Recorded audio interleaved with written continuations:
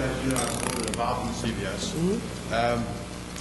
They actually came down originally to look at Stake 38. Joe, do you want to state your name and address for the record? Joe Musemeci, 4241 Atlantic Bridge. Thanks. They came down originally, looked at CVS. When they came down, they looked at the Stake 38 site. Then when they measured it out, they said it was too small for their site because they wanted the drive-through.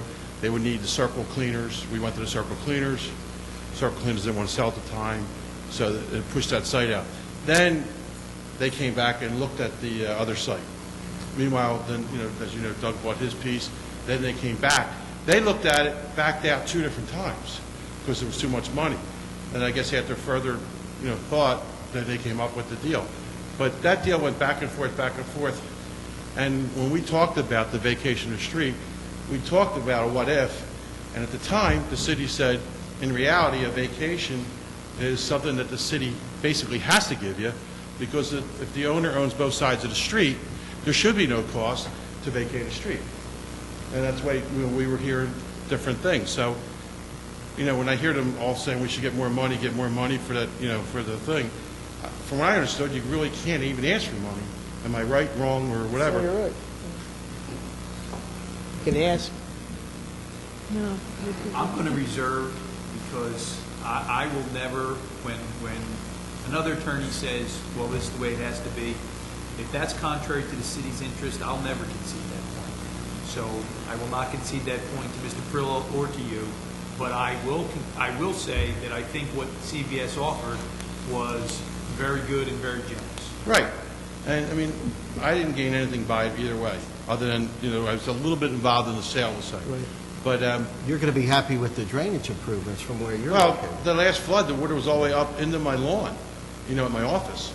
And, I mean, between there and the Getty station, anything that happens there has got to be a positive. I mean, look at the difference in Sheridan, the 1300 block of Sheridan, and a 12 to 1300 block.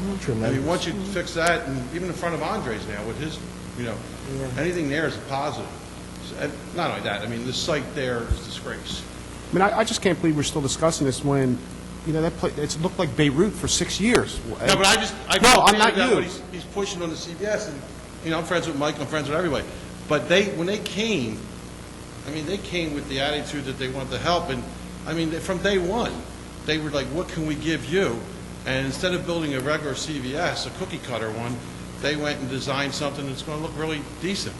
And, you know, and like everybody said, union jobs, all the different things that we have positive. And, I mean, it's been 3 dead spots there for 5 years. You were in the meetings, Mike was at the meetings, we even talked about some kind of tax things that we could maybe come up with to get some kind of development there. Well, I Now said we got that, it. but I know the city... No, we just was talked gonna give about money it. away. Mike, Joe, we talked about it. It was on the table. Everything was on the table. I still think they should do that. I still think, I mean, in Philadelphia, you build a new house, they give you 10-year free taxes. You build a new this, they give you 10 years of this, or 5 years.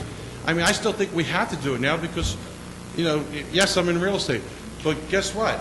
Ain't nobody else coming here to build right now.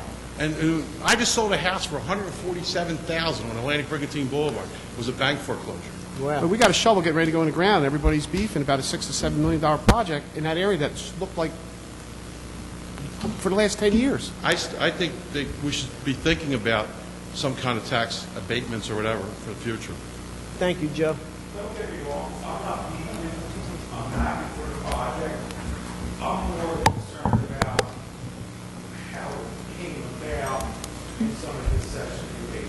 But don't get me wrong, I'm not beating them all for it. I just want to be clear on that. I think we could have just handled it a little. That wasn't just meant for you, Mike. It was a lot of people that's been... Thank you. Douglas Keefe, 2402 Ocean Avenue. Just to clarify the timeline that's been raised, I am the owner or former owner of the TD Bank location. I purchased it in April of last year. I opened my business on a part-time basis in June of last year. Sam, if you'll recall, when you came to welcome me and to wish me well, didn't I lay out a plan that would have met that particular multi-use project? Absolutely. Did I not Doug. show you a layout where I showed commercial buildings with apartments overhead? That was my concept at the time. And you at that time said, that's perfect. That's just what the city wants. So that was just a little over a year ago, still a viable option to use that property for. CBS didn't contact me until later in the year. and then broke off conversation, and then reestablished conversation with me toward the end of last year. So in my mind, up until the end of last year, that was a project I was going to pursue. Sure. Thank you, Doug. Thanks, Ed.